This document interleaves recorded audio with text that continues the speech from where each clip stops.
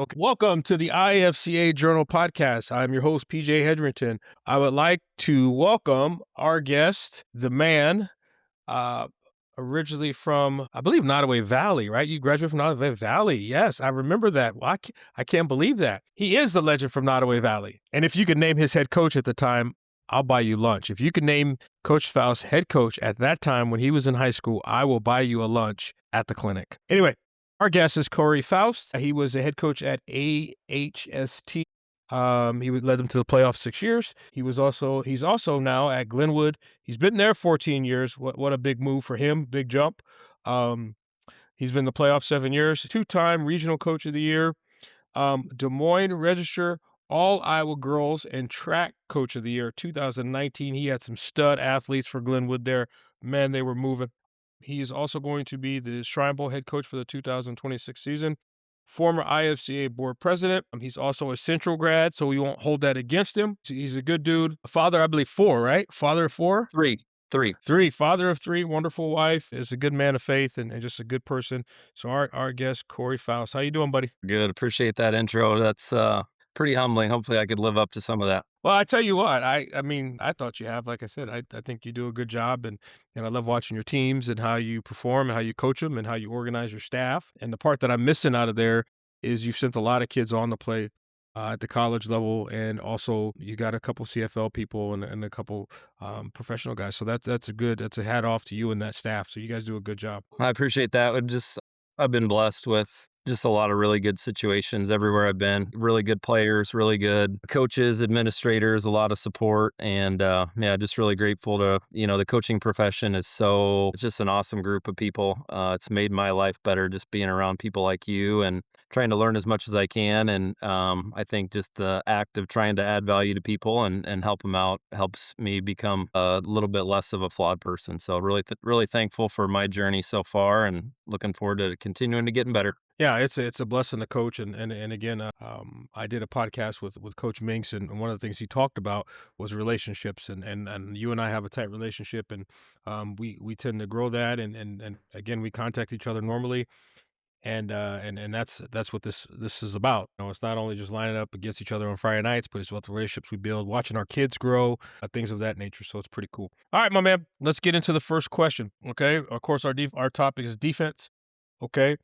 Tell me a little bit about your defensive philosophy and scheme. Yeah, so I remember my first year coaching football, I was going to be the defensive coordinator. I was at Central College individual camp, which it was just another example of me just being lucky.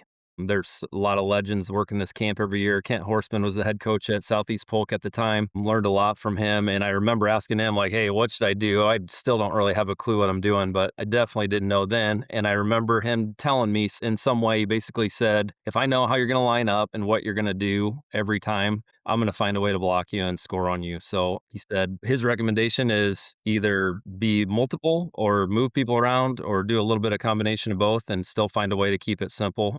And so I've always tried to do that. I've tried to give my players an advantage by either trying to be unique or a little bit unpredictable as far as exactly what they're going to do each time, but at the same time have enough routine and consistency between calls and looks that we can keep it relatively simple for our guys. I've trended over the years to try to favor man coverages. To me, just playing man coverage, or at least starting with that as our base thing, is simpler. I think, a lot of people would say, yeah, you have to be more athletic to do that. I think there's ways that you can play looser and get more help even in man coverage. It's just how I choose to start. In theory, if you're playing man, you can always match numbers, which in my head, somebody taught me, you draw a line through the center and you count up numbers, one and a half, ones and halves, and then you try to match them up. Man coverage just made that a little bit simpler to me. Always it made more sense. And so yeah, we do that. And then just another philosophical thing maybe for me is I would prefer not to have to slide my linebackers around according to formations as far as like trips. A few years ago, we did kind of go whole hog into the Cody Alexander match quarters thing and more of the traditional sliding the linebackers. And just to me, I'd rather just keep my core of my defense as much the same. If I try to build my defense, from the middle out, I'd like to keep the middle guys there and then hopefully be more aggressive and keep at least their keys and the calls a little bit more consistent that way. Obviously, you got to adjust, but I prefer to do that with defensive backs. So those are just a couple things, I guess. about that. I could get into our base defense a little bit more if you want to. Well, again, these questions will come up, and I prepared these questions already, and so we're gonna move right through them pretty fast or pretty quickly. But one thing I want you to kind of elaborate on is why do you decide? Okay, and again, I know you, and you ran man coverage at AHST as well. Okay, and then you jumped up to 3A, and right, and you're running it man coverage there. So tell maybe a small town coach, a coach that's in a small community, can you have success running man coverage at a small level? Why did you have success? And then how does that transition for you to 3A? So basically, just give us more detail on how a small town kid can get through running man coverage. Yeah, well, I mean, to me, a lot of people are saying they run quarters coverage now, and that's actually what we say we do too. And to me, quarters coverage is man with rules. You can still give people help Right. by, Yeah. walking out your overhangs and rerouting, especially to the field. That's a little bit more of a common thing. The more proficient the passing teams get, and it gives you a little bit better advantage, in my opinion, if you want to play man. That at least in certain situations, you can put your dude on their dude, or you can try to cover up. You can put somebody over the top. You can jam somebody on the line of scrimmage and play over the top. I feel like you still have advantages, or the ability to match up. And, here's the thing, like, I found myself at one point in my career, like, well, here, we're a cover three team, except for shoot. We can't, we gotta load the box more. So then when we're playing the best teams, we end up trying to play some extreme version of cover two or cover zero anyway. So it's like, well, let's just start with that. Right. Yep. For a Yep. while, I thought, shoot, if we're pretty good, we'll make them beat us on long pass plays a lot. And thinking was, if we're pretty good, nobody's going to beat us for more than two long touchdowns in a game or three, and we should be able to score three anymore if we're any good. But had some people, Paul Patterson being one, definitely made me rethink that. With just how good the passing games are nowadays. You better have some different things. So we do mix in some zone coverage. I feel like we're always evolving and trying to get better and doing a little bit better at finding a balance. Sometimes I've been a little bit too caveman-y and probably a little too aggressive. Right. No, that happens. That happens. What's your base defense? Go into that. Elaborate on that. Yeah, right now, one of my strengths and also one of my weaknesses is I'm pretty flexible. I'm willing to try anything once. I think I've run about everything as a base, and we've done a lot of different things on offense too. But right now, I'd say we're a hybrid odd front. So the way we start plays a little bit like a three high safety defense and gives us a lot of different options and coverages. A lot of times, though, it fits just like a 3-4 defense. Sometimes we can get into a bear pretty easy, which I've always liked to do, at least have that in the toolbox. Like I mentioned earlier, we play quarters as our base. With me, quarters coverage gives you the ability to change a little bit of how you're going to match up. So you could play what some people call two read. A lot of different versions of that would be a simple way to do that, just based on the splits of the receivers, the formations, and still, in my opinion, keep the core, the inside box of your defense a little bit more consistent, so those guys can be a little bit more aggressive. Yeah, I'm not sure if I answered your question there or not. No, you did. You absolutely did. Now, again, I've known you for a long time, and I went to a couple of your playoff games when we were younger. And I've also, like I said, we've also been at some clinics talking before. And you were a 5'2" guy. I think it was Eagle or Bear. One of the, I think it was it Eagle? Yeah, we started out, Right. most back in the day, 100 years ago, most Central grads played some kind of an odd front because that's what Central was known for. They were going to be really multiple. They were going to slant to the boundary and play cover three. They were going to slant to the field and play cover two. They're going to play different versions of man in there as well. And so, I that's probably a little bit where I get my idea and diversity and trying to do things. But yeah, we've done a little bit of everything. Started with the odd front. When there was a stretch where we were playing Madrid every year and it just worked out. I did some studying. I was like, well, I think a 4-3 works a little bit better. And what we actually did that year is we just took our nose guard, who was a complete dude. We made him the middle linebacker, and he was matching the fullback. And from there, we played 4-3 quite a bit. Did that my first year at Glenwood. And so yeah, we played a little bit of everything. One year we played, gosh, I saw this Chicago guy in a clinic, and he called it a match defense, and it was kind of like what most people would call Sims, where you Right. try to Right. basically get as many guys as you could on the line of scrimmage and really try to cause havoc. Which there's pros and cons to that as well. And to me, that was a pretty similar to what we were doing out of our bear defense, and really what we do still out of our base defense now. Okay. How do you? And again, we're having a conversation, enjoying our time. How do you adjust? Okay, you made that jump up to 3A. How does that work with your odd front? And you're facing LC, you're facing some Harlans, you're facing some Atlantics, which is I formation, but you're facing different type of offenses, and they each bring a different challenge. So how do you change your scheme to fit those offensive attacks? Yeah, I think when you coach high school football, it's harder than probably the upper levels because you do see so many different things. I honestly feel like coaching at HST in some ways was harder because you had to have everybody playing both ways. And you might see Floyd Foreman's double wing one week. You might see Van Meter's spread. I mean, there's just we wing tee, and then you get trainers flex bone triple option back in the day. Like you really have to study the game and learn a lot of different things. And so yeah, I think the key is just accumulating experience, trying to figure out how to defend those different things.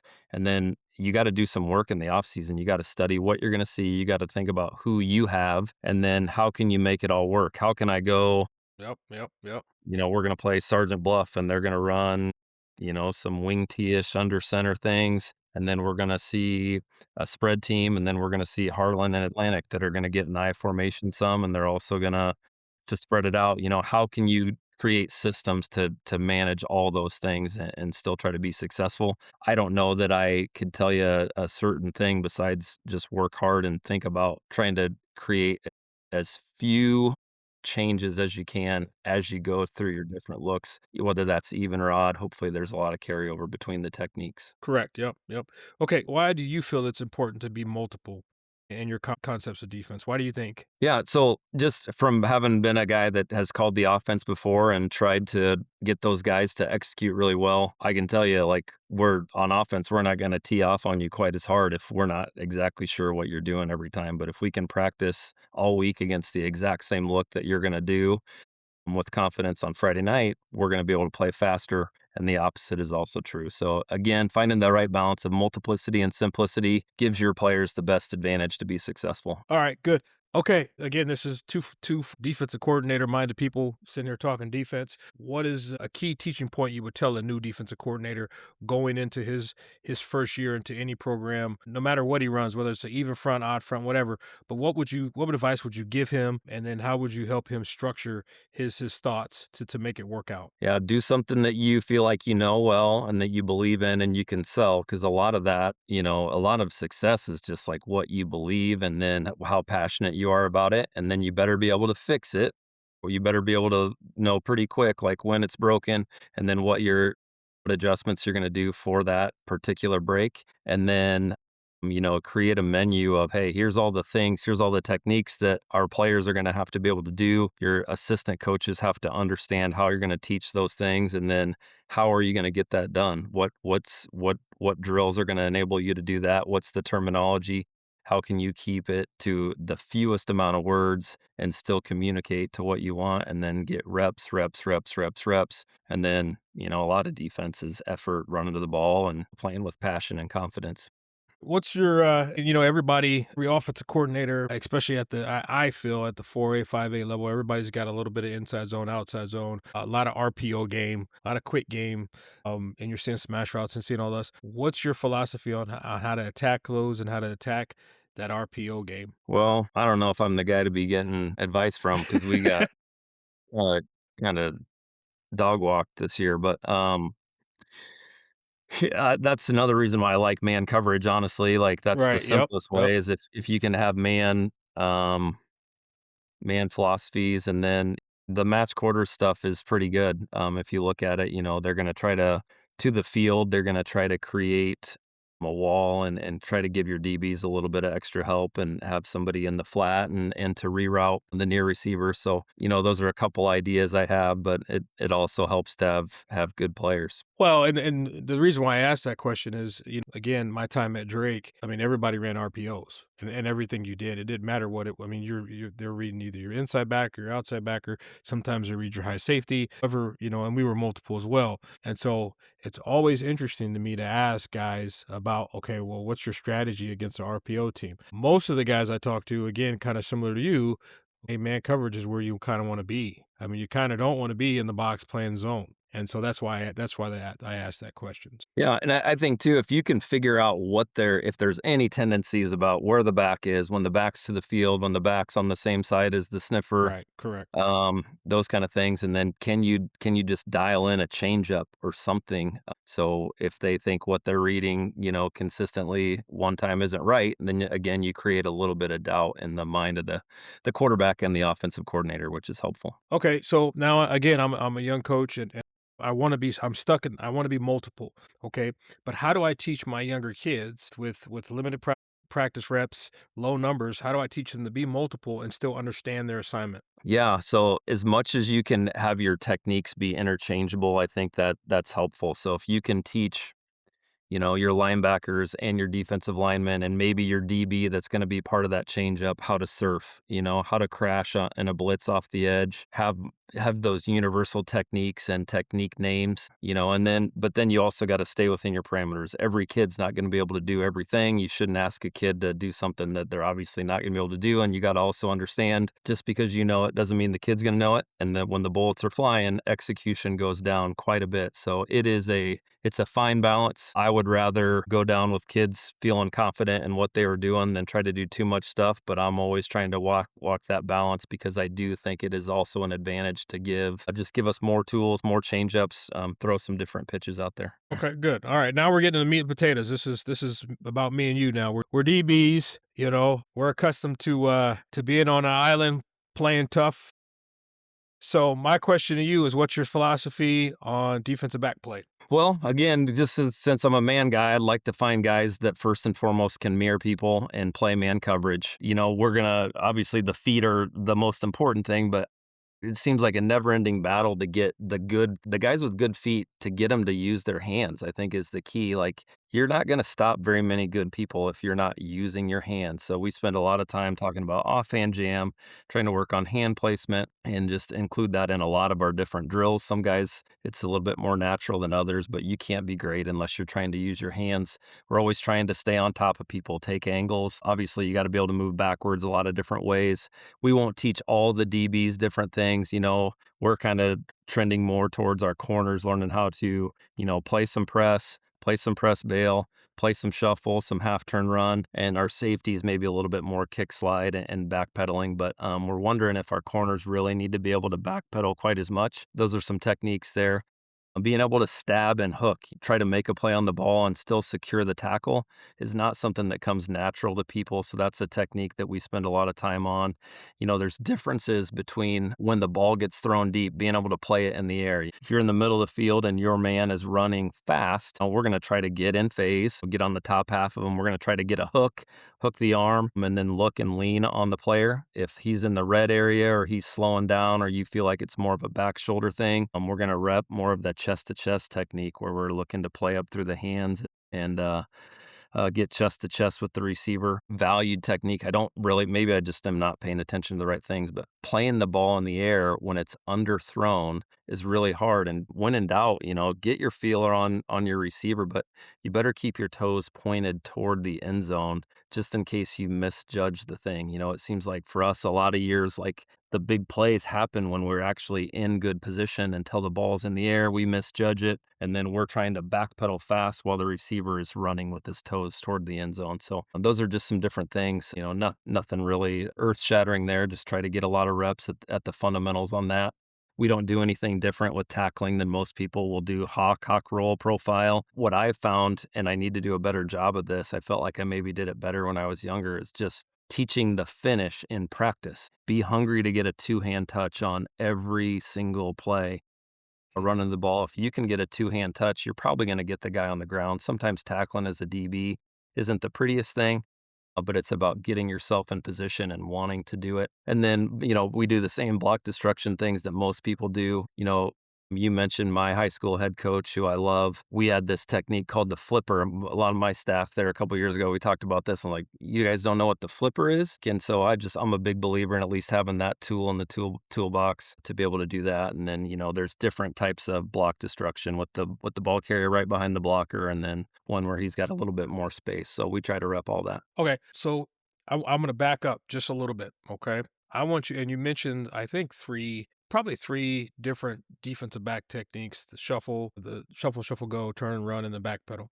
Just explain those three. Just kind of go in depth what they are to you and to maybe someone that doesn't know or understand what that is. Okay, so to me, yeah, that's a good question. So to me, a kick slide is like it's like what most people would call a shuffle, but you're actually moving almost all straight back. So I think some people might call that a scooch technique. So I mean, that's been the primary way that our DBs have started in loose coverage for a while. Okay. For 1 year, tried to, I saw that Nick Saban video where he's talking about, hey, Everson Walls, and he didn't know how to backpedal. He couldn't backpedal, and Yeah, yeah, yeah. he did pretty well. So for a year, I tried to do that, and I found out that I can't teach that as well to our safeties. So safeties for sure better be able to move straight back in a pedal or a kick slide. Sergeant Bluff, I've really studied a lot of Sergeant Bluff defense. What we do is pretty similar to them. We tried to copy some of their things that they do. And I think they do a really good job. If you want to know a good shuffle technique for their corners, they start with their backs to the sideline about 5 yards off. I mean, it's kind of just like your typical basketball shuffle. It does enable you to play closer, start closer to the line of scrimmage, which I think is really important. I've always liked to have either my corner or my safety at least sometimes down, challenging the receiver, making them tell us whether it's run or pass right away, first of all, and then also taking away some of those easy, short access throws. Okay. All right. Good. Good. Good. Good. I All feel right. like I want to ask you all these questions and then you to teach me a little bit. Yeah, no, this is you. No one's paying to listen to me. They're paying to listen to the big dogs. I'm just some guy. Uh, again, I know these techniques, and I'm still a man guy too, and I'm a, as I get older, multiple, like you said, multiples probably better.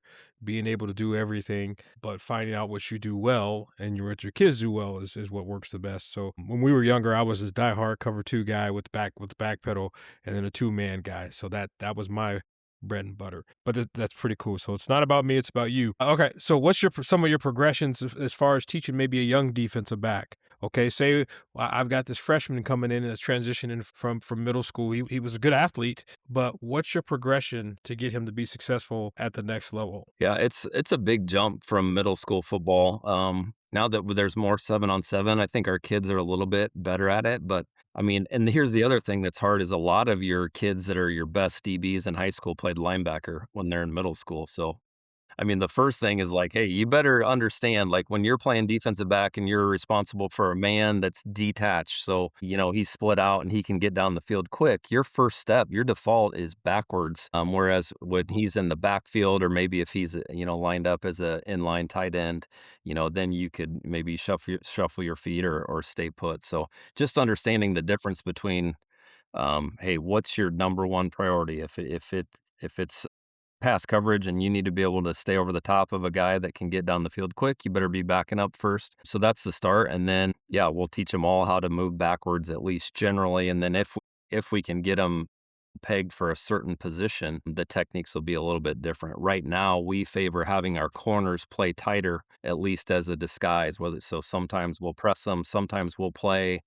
We might play them in a hard corner like a cover two, or we might play cover three out of that same thing.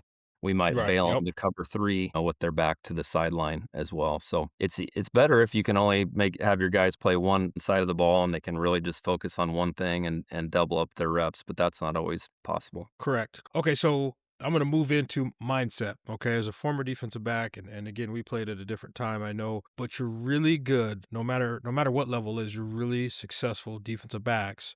Okay, whether it's a corner safety, free safety, strong safety, rover, whatever you want to call him, the mindset. Okay, how do you improve that with your players? And then how do you? There may be times where you have to turn it down a little bit. So how do you handle that? Yeah, so I'm drawing a blank on what book it's from or what philosophy, but I'm a big fan of the concept of surrendering the outcome and just naming it from the get-go. Like, hey, we're gonna get got sometimes. Like, Right. Yeah. there's nobody that's gonna go all season and not get beat. Okay, so first of all, just understand that, and then maybe more importantly, like, go ahead and visualize yourself getting beat once or twice, and having it hurt really bad, and then think about, like, what's the behavior that a champion does, and, like, well, most of us, what we're gonna wanna do is get the heck out of there. We're gonna wanna blame other people, complain, whine, fake an injury or something like that, but the real Yeah, the real dudes are they're gonna say, "Hey, that's what I signed up to do. I love the challenge. correct. I'm the guy. I'm made for this, and I'm gonna get the next one." So having that next play mentality, yes, you gotta make adjustments and learn, but besides that, you have to be able to flush it and just move to the next play. All right, good. You went right to my next one. How do you teach, and again, how do you coach and teach, a passive defensive back compared to an aggressive defensive back? That's a really good one. That's a good one. Yeah, you sent me that question, and, um been thinking about that, and, like, that's another one that I wanna ask you. I mean, we obviously are gonna teach them the same things initially. I think it's what you emphasize with them, and you might even like, we might even have a day where it's like, "Hey, um, every single play, I want you to be over the top of your man. I wanna make sure that there's space. Today, you're never getting in a trail position ever." And the other side's the other one, like, "Hey, I don't ever wanna see more than 3 yards between you and the deepest man in your zone or your man. Yeah, Like, I want you to play this thing tighter. What you permit, you promote. So if you let it happen and you never address it and give feedback, that's fine. And then also what you emphasize, you usually actualize. So if correct. Yeah, I make a big deal about it to Joe Blow, he's gonna get the hint. If we really care about something, we make it a big deal. They'll get better at it, and if they don't, then you just do your best and right. move on. Yeah, yeah, but it's always funny. You always have that kid that's a passive defensive back. But and just he starts off passive, but as he starts to get a little bit more comfortable and a little bit more success, he becomes a little bit more aggressive or a little bit more fundamentally sound. And then sometimes you have a guy like Deion Sanders that's not going to tackle anybody, Yeah, can yeah, cover, but can run you down. So sometimes it depends on the skill set and the ability and the level. But I guess to me, it's what are they passive at? Where and what time in the process of the backpedaling? Where I mean, sometimes you can move a guy and it could make a difference in your scheme. So yeah, I've absolutely. done that. The hard thing about, especially when you're playing man coverage, like, you can be so technically sound. Like coach said, I wanna always be on the upfield shoulder, and then Right. you never actually stop anything. Like, there is some risk Correct. taking, Yeah. involved into it, and there's if you wanna be great, you do have to challenge, and so you're gonna get behind sometimes, you're gonna get beat, Right. Right. but you just understand that's part of the game. Well, and then now I'm gonna add another piece into this because again, you like as DBs, we know feet, hands. Feet's got to move first, hands second. We know that. But now, okay, think about this. My question to you is: you have a shorter DB. You have a PJ Hedrington who is 5'6" compared to a Cory Faust who's 6'1". Okay, so what works for you at 6'1" may not work for me. So how do you bridge that gap? Prime example is I was more of a okay, I'm gonna press you. If I get my hands on you and slow you down, okay, I win. But if I missed, my hips couldn't open fast enough. Okay. So where you may get taller guys that aren't gonna be as aggressive, but their hip movement and flexibility might be there. So how do you do that when you're That's skiing a with your great kids? question and a great point, and I think at the high school level, especially, like, you've got your different styles that somebody might play, like, somebody yeah, to your point, they might be really good at getting up and being physical and challenging. Some people, they need to play off a little bit more. Some people, like, they wanna turn their hips right away, even when they're playing press, and they get away with it. Some people will play that way, big time inside leverage and kinda shuffle into their man. Some people like to be more square. I try to honor, how people start as a defensive back because it is hard to accumulate enough reps at the specific, especially the press type of techniques. The first thing I always look at if he's a shorter guy, honestly, is I might try to move him to safety. Anymore, Safety. again, Yep. it just seems like the quarterbacks are so good and the receivers are so good, and the corner is the one that it's like, boy, there are some times where they can take a pretty good shot that they're going to get a one-on-one with us on that. My I wish I was 6'1", PJ, but I remember my high school coach again saying, like, "Hey, you're not gonna win any jumping contests, so better keep this guy in front of you." Like, I remember him saying that, and that, worked for me when I did that, but maybe that was just 'cause that's what my coach said, and he spoke it into reality, but, um, yeah, everybody's a little bit different, and Yeah, yeah, yeah. letting some people have a little bit of choice in how they do things helps too, I think. Correct. Yep, I think you're spot on there. All right, what's your weekly practice plan like for your defensive backs? So Mondays always vary a little bit depending on who we have and what they do on the other side of the ball, how healthy we are, what time of the season, those kind of things. But Mondays we're probably like a lot of people. We're gonna do film. We're gonna do some install of what we think we're gonna see and how we're gonna attack it. I'm gonna try to do some type of indie as much as I can, just whatever we need to Mhm. work on that week. Hopefully by the end of the summer, and if not then by the end of the camp, they all know what all the techniques are, and we can combine a lot of the different techniques and the different drills. But some days, depending on our situation, we might try to get really competitive with some one-on-ones on Mondays. Sometimes we'll just use that day to work on our zone change-ups. We might have our ninth graders running, a lot of different route combinations against Right. different zone looks. Okay. Tuesdays are, a little bit more our most probably intense day. Wednesdays, a slight is similar, but hopefully a little bit shorter. We'll try to get as much good on good as we can throughout the week without burning our guys out and overdoing it with the reps. I mean, I don't really have any groundbreaking stuff. We'll do indie group and team, we'll special teams. We'll try to do as much good on good, but there's always going to be some skelly and those kind of or some scout teams that we use with that too. Okay. All right. How do you how do you prepare your position group during the week? Okay. Okay, so this is one of the things that's always annoyed me with clinic talks. Like people would say, "Oh, I get these guys during the school day." Well, now I'm one of those guys. Like never was able to do it before, but we have, I think, what most people would call intervention time, 5 days a week. I don't usually have access to them on Monday with how we do that, but 4 days a week, I'm going to have 25 or 30 minutes where my best guys, especially if they aren't a primary offensive player, like I'm gonna have them, and that's what my intervention time is. So we're trying to watch film, early in the week. I'll show them what we're seeing. Hopefully that happens on Monday in practice, and then after that, a lot of the time they come with their Chromebooks, and then they're studying. What most likely how they're going to line up if it's a man situation, who they're going to be matched up on. They're looking for tendencies like split of the receiver, what's his stem look like when he's going to run a post, corner, hitch, those kind of things, what their favorite routes are. Is there any way that you could be clued in to know, at least what things they might not do in a certain situation? And, then, so I might have 10 kids in there and, all positions, and they might say, "Hey, coach, will you look at play 32 of the Harlan game, and here's what I'm seeing. What do you think? How are we going to defend that?" And I think that's been really helpful. So yeah, thankful to have that time. And now that I brought it up, somebody will probably call the school board and say, "Hey, why is Corey talking about football?" I don't think they'll call. Didn't they build a statue of you yet? I think they might have. I think don't you have a statue in Glenwood yet? I think that Stop might be a it! thing. No, Okay, no. all right. We're There's getting yard close to that signs. goofy. It's just Sometimes your there's yard side. signs saying up the road. I don't buy that. I don't buy that, Mr. Faust. All right.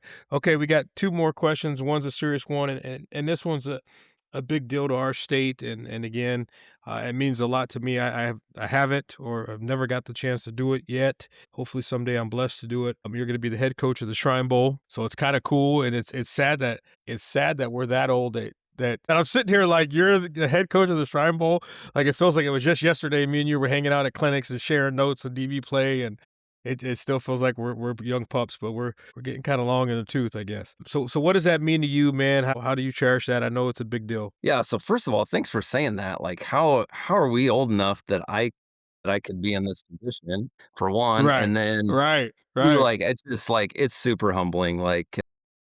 Yeah. Like we were Yeah. talking Oh, a yeah. little bit Oh, yeah. before, like, just the fact that I loved my high school coaches so much, and I just respected them so much. They were just it was like a different level of human to me, and then all the different people that I've had chance to just learn from and be around. I just have a lot of respect for coaches in general, but especially high school football coaches, and to have the opportunity to, serve as a head coach of the Shrine Game. Just super honored to do that. And I don't feel worthy. I'm going to do my best to do a good job of it, but just really, really grateful for it. I was thankful to be able to be an assistant in 2009, and it was a great experience. I think anybody that stays in our profession long enough, like you do this, you love the game, you love to compete, but you really do it because you want to add value, you want to make a positive impact. And what better way to use your passion for football and your experiences to change the world for good than to do it through the Shrine Game. So super excited about it, and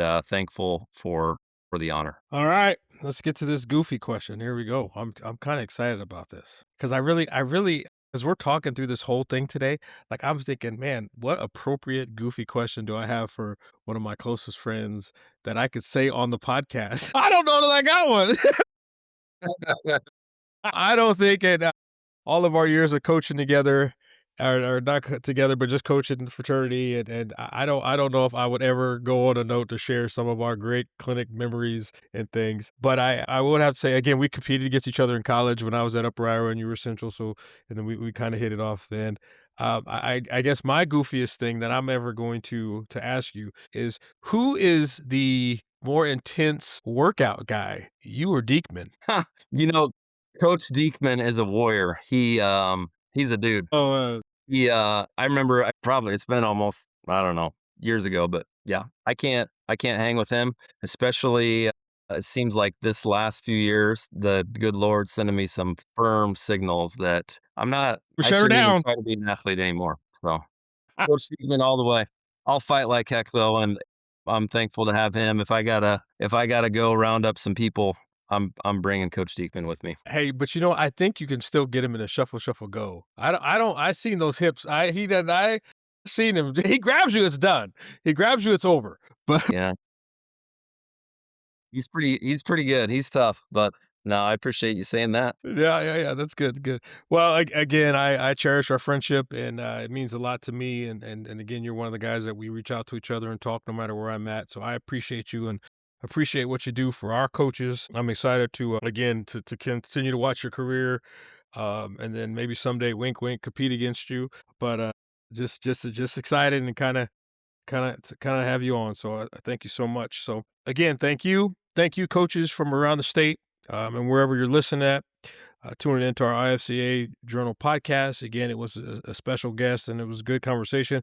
Where can they reach you at, Cory? So shoot me an email anytime. See FAUSTC at glenwoodschools.org. I love to talk football. Everything that I've learned that's ever been even slightly a success to me has been stolen or borrowed from somebody else. So I'm happy to try to help you however I can. And PJ, I just really value our friendship. I want to just respond to that. Thankful for you. And we've had a lot of good times, like you said, but just really appreciate the difference that you make no matter what your situation is. So keep it up, and we'll keep going. All right. Again, coaches, thank you so much. As we always say on the podcast, keep grinding. All right, man. Thank you. All right. Yep. Thanks, buddy.